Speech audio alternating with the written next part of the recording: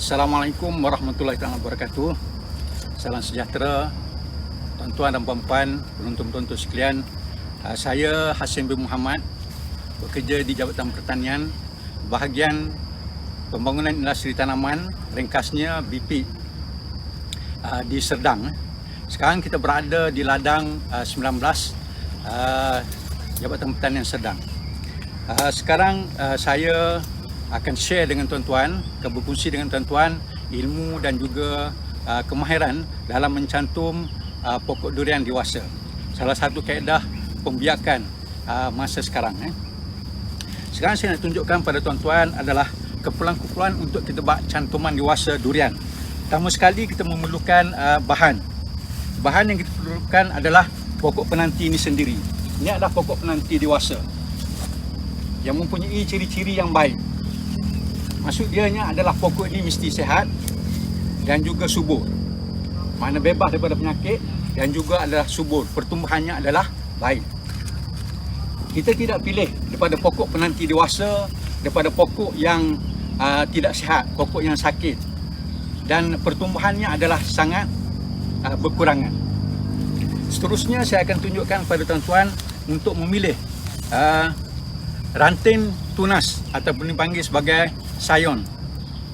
Ranting tunas yang sesuai untuk kita cantumkan dengan pokok penanti dewasa kita. Tujuan kita buat cantuman dewasa adalah untuk kita menukarkan, menggantikan pokok yang kurang berkualiti. Dari segi hasilnya kurang, dari segi kualiti buahnya yang kurang baik, rasanya kurang manis, isinya lembik, buahnya mengkar, kan? Kepada satu jenis atau variety durian yang mempunyai rasa yang sangat sedap atau sangat enak, seperti D197, ini Musang King ataupun dikenali sebagai apa benda? Raja Kunyit. Sekarang dia panggil dengan Musang King. Dan selain daripada itu juga kita boleh banyak lagi variety-variety yang premium yang kita syorkan kepada tuan-tuan untuk menggantikan pokok yang kurang berkualiti tadi, seperti Hajar Asmah ataupun D168, D169, Tok Litok dan banyak lagi variety yang lain yang kita syorkan kepada tuan-tuan dan puan-puan. So, di sini adalah contoh ranting tunas ataupun sion yang ada di sini adalah D168. So, ini dia ada 3 bahagian. Ada bahagian yang sederhana tua dan bahagian muda. Yang kita ambil adalah bahagian sederhana tua. Jadi kalau kita dapat lihat dia color dia, kalau yang tua ni adalah color dia adalah pudar. Dan yang sederhana ni adalah agak segar, dan yang muda ni kita tengok adalah warnanya adalah sangat terang. Jadi yang kita ambil pada bahagian sini. So, seterusnya saya mengenalkan pada tuan-tuan adalah peralatan yang kita perlukan dalam bak cantuman dewasa. Pertama sekali adalah kita memerlukan pengikis, ataupun kita boleh juga untuk kikiskan kulit pokok penanti kita menggunakan parang. Dan kita memerlukan tukul untuk melekatkan paku. Kita menggunakan plier untuk cabut paku. Kita perlukan juga pisau untuk kita buat torehan bagi mengopik kulit pokok penanti. Dan kita mulakan juga adalah batu asah sekiranya peralatan kita sudah tumpul. Dan boleh juga kita gunakan drill untuk kita melekatkan skru, bagi melekatkan beberapa perkara seperti buluh, untuk kita tutupkan plastik. Selepas kita buat cantuman, kita akan tutup tunas cantuman kita dengan plastik untuk mengekalkan kelembapan dalam kita buat cantuman dewasa. So, ini adalah antara bahan-bahan yang kita perlukan dalam kita buat cantuman dewasa. Okey, seterusnya saya akan pergi kepada gerak kerja ataupun kaedah macam mana untuk kita buat cantuman dewasa. Pertama sekali kita sediakan tapak cantuman kita. So, kulit tapak cantuman kita ni kalau kita tengok berbagai-bagai keadaan. Ada yang timbul, ada yang rata, ada yang lekuk macam ni, kan? So kita pilih yang sesuai untuk kita melekatkan bahan-bahan kita supaya lekatan dia adalah sempurna. Yang kedua adalah penting juga kita tengok arah matahari naik dan matahari jatuh. Biasanya arah kita buat di permukaan matahari naik, kepanasannya tidak melampau, dan kita elak daripada menggunakan arah di mana matahari sebenarnya adalah matahari jatuh. Buatlah arah matahari naik, dan juga boleh kita buat di sebelah sisi. Ini untuk mengelakkan daripada pancaran kepanasan yang melampau. So di sini saya pilih bahagian sini. Ini adalah arah matahari naik, dan kita pipihkan sedikit permukaan dia.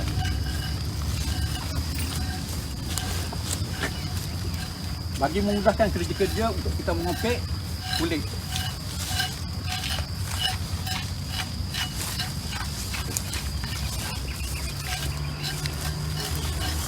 So, saya rasa cukup untuk ini.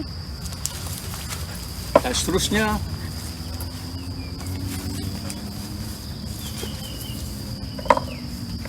kita nak ukur dia punya panjang dan lebar tempat yang kita nak buat torehan tadi.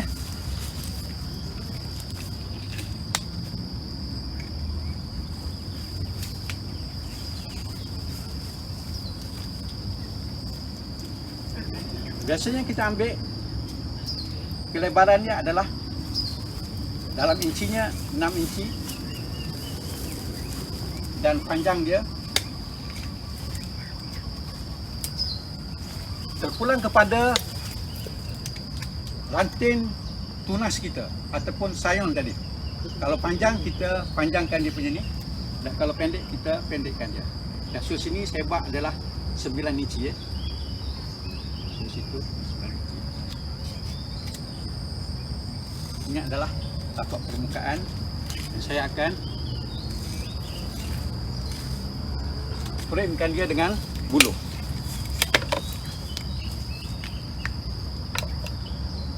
Seterusnya saya akan kopek kulit untuk kita melekatkan sayon kita. Di sini adalah saya akan buat satu torehan. Hati-hati semasa kita menoreh ni, kerana bergantung pada kulit. Ni saya tidak kikis kerana cuaca sekarang adalah hujan berterusan. Jadi untuk kita mengelakkan kalau kita kikis sehingga permukaannya nipis, jadi kandungan airnya akan menjadi lebih. Jadi saya hanya kikis permukaan kulit yang mati saja.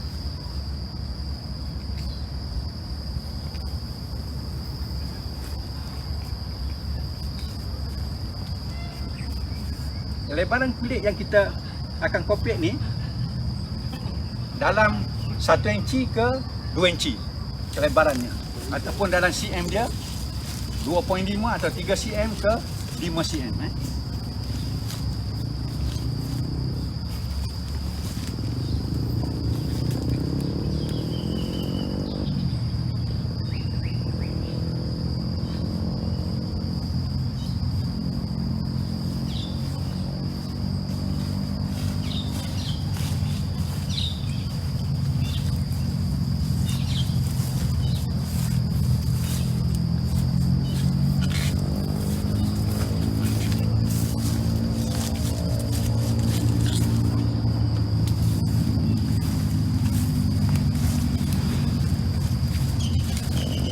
Sekiranya pokok kita sihat dan subur, kopekan kita adalah sempurna.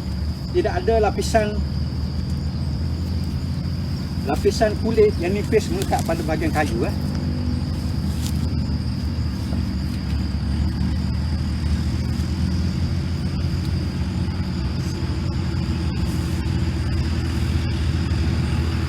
So kita guna parang untuk menempatkan kita.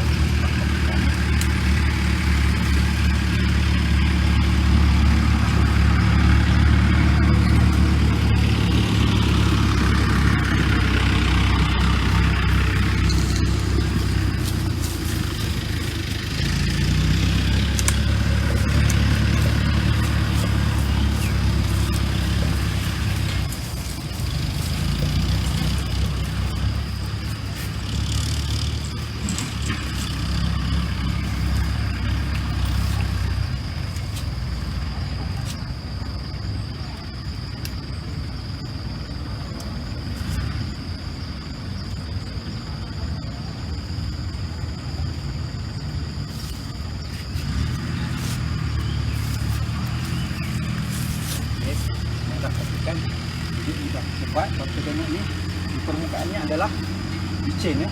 Kita panggil juga sebagai permukaan kayu ya. Adalah licin, tidak lekat lapisan-lapisan kulit di situ ya. Okey, seterusnya kita sediakan. Jadi kita boleh buat potongan dulu.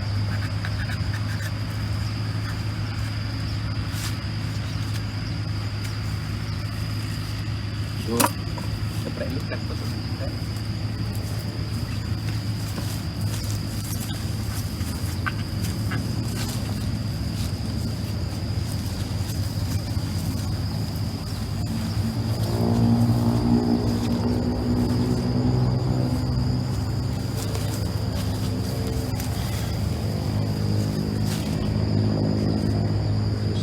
Alur sekiranya lemakpan yang terlalu banyak dia akan mengalir keluar di sini ya. Alur yang telah kita. Okey. So ni kita buat sedikit lidah untuk memegang kita punya ranting tunas kita.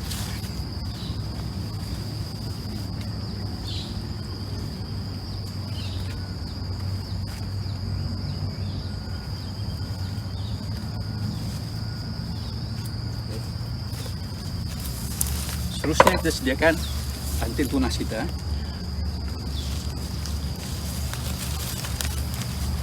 So saya ambil ni daripada di 168. Oleh kerana kebun kita 168 tak begitu banyak, jadi kita nak memperbanyakkan variety 168 dipanggil sebagai apa dah? Di 168 adalah Jasmah dan rebranding dia adalah IOI. Kita buang daun 1/5 kita tinggalkan daun. So ni kebang, ini adalah ranting tunas yang kita akan tampalkan pada pokok penanti tadi. So bilangan ranting tunas yang kita akan gunakan, boleh kita pakai 1, boleh juga kita pakai 2. So kali ini saya nak pakai 1 saja ranting tunas dia, ataupun memang sebagai siung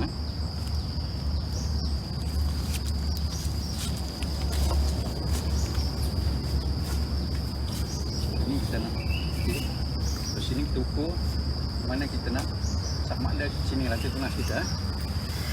So dari sini kita bangsa dia.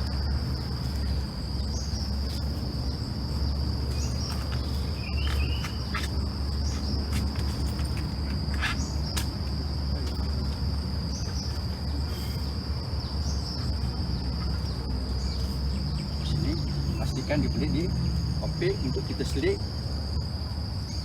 atau tunas kita. Kalau ni kita boleh kopek. Kalau kulit terlalu tebal, kopek pakai ni. So ini kita boleh selitkan pakai.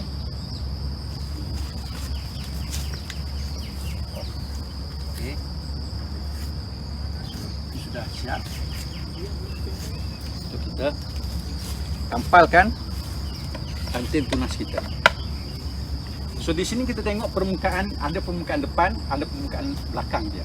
So manakah satu yang kita nak kopekkan kulit dan uncingkan ranting tunas kita ni sebelah belakang. Ini sebelah sini So berapa panjang dia? Panjangnya adalah minima adalah 1 inci ataupun 2.5 3 cm ke 5 cm. So panjangnya mata tunas yang kita akan buat potongan. Kita ambil pisau yang lebih tajam supaya potongan adalah sempurna, guncingan adalah sempurna. Di sini kita akan guncingkan dia. Di sebelah belakangnya ada ya. Okey. Sini adalah guncingan yang sempurna. Kalau kita tengok daripada atas sampai ke bawah, dia ada lekuk-lekuk. Jangan potongan kita tadi berlekuk. Kerana itu tidak dia tidak melekat dengan sempurna. Seterusnya kita akan tampalkan ini ke bahagian ini So sini kita selitkan. Ni tunas kita dan kita akan ikatkan dia di sini. Okey. So ini kita boleh pakai.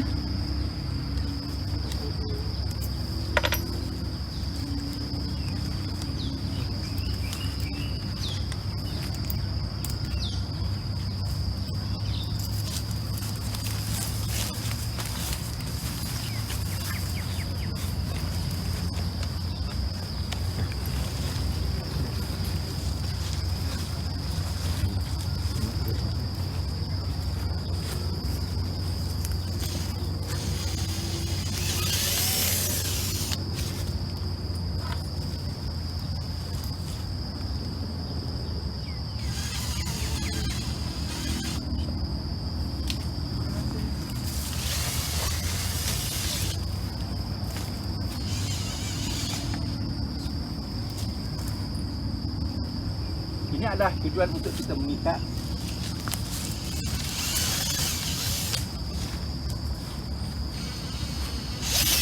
Okey.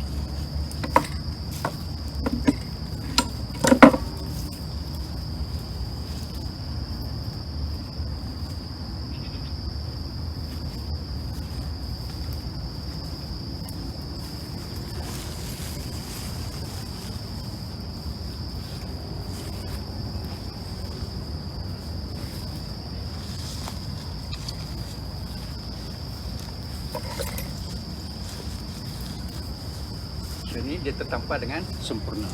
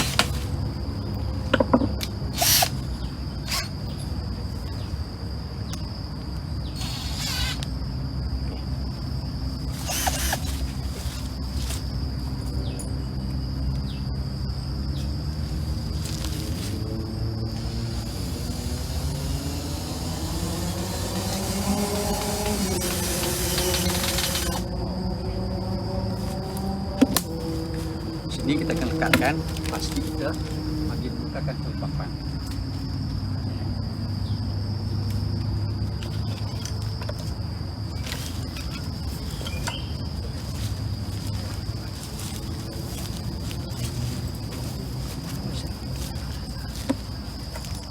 Sama juga berikan ini adalah untuk supaya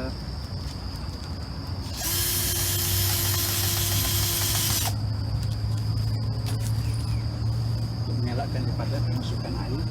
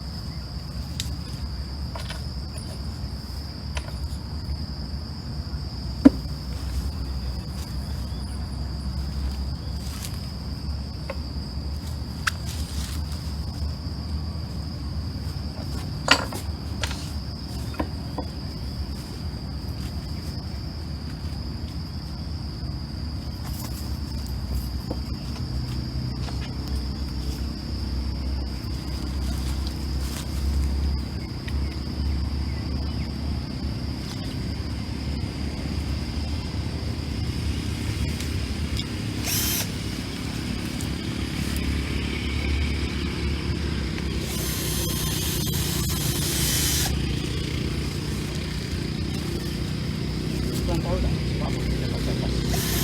Kita dapat. Jadi tujuan dia adalah untuk meningkatkan kelembapan pada tunaskan tulang.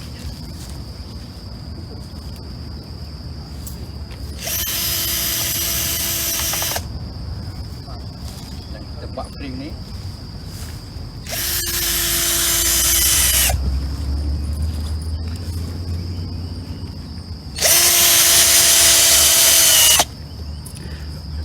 Tujuan dia adalah untuk kita mengelakkan daripada angin masuk berlebihan di dalam tapak cantuman kita. So hampir siap kita punya cantuman. Saya buat frame ni dah menggunakan buluh kerana dia boleh dilentur. Mudah untuk kita lenturkan dia.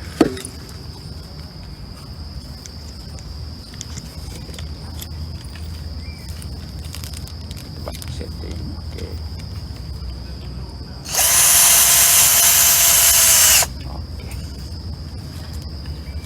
Kita boleh juga menggunakan rotan. Juga mudah untuk dilenturkan.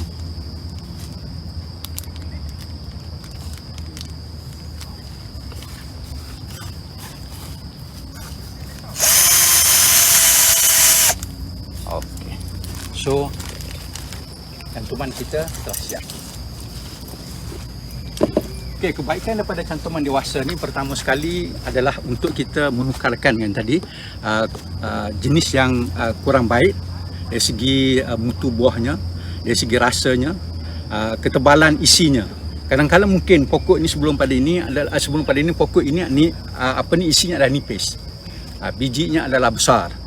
So kita nak tukarkan kepada jenis variety yang premium 168, mempunyai ketebalan isi yang sederhana tebal, bijinya adalah kecil serta rasanya sangat sedap. Iaitu adanya rasa manis, lemak dan juga ada pahit.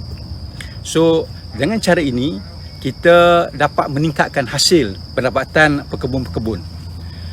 Seterusnya cantuman dewasa juga adalah untuk mempercepatkan pengeluaran hasil. Dan selain daripada itu juga adalah untuk kita, kadang pokok yang tua ni dia sudah tinggi, kadang terlalu tinggi sampai kemungkinan mencicah kepada 70 kaki, 80 kaki. Ada di antaranya pernah saya tengok ada sampai 100 kaki. Jadi dengan cantuman dewasa ni kita nak merendahkan pokok. Jadi dia dalam lingkungan dalam 20 ke 30 kaki untuk memudahkan kerja-kerja penyelenggaraan seperti kawalan perosak, kawalan penyakit, dan juga untuk kita memberi baja larutan. Ini kita bagi sebagai foliar. Kerana inilah kerja-kerja yang perlu kita lakukan bagi dalam pengurusan tanaman durian bagi mengeluarkan hasil yang berterusan. So target kita adalah untuk meningkatkan pengeluaran hasil. Yang kedua adalah untuk meningkatkan mutu hasil kita. Dan seterusnya adalah untuk menjadikan pokok kita adalah lebih cantuman dewasa. Apabila jadinya cantuman dewasa ini, kita akan dapat bahawa pokok yang lebih muda. So saya rasa itu adalah antara perkara-perkara yang boleh saya kongsikan dengan tuan-tuan. Jadi untuk ini tuan-tuan boleh buat pertanyaan kita dalam laman web kita. So saya rasa itu saja yang dapat saya kongsikan pada kali ini, dan kita akan jumpa dengan program di masa yang akan datang. Assalamualaikum warahmatullahi taala wabarakatuh.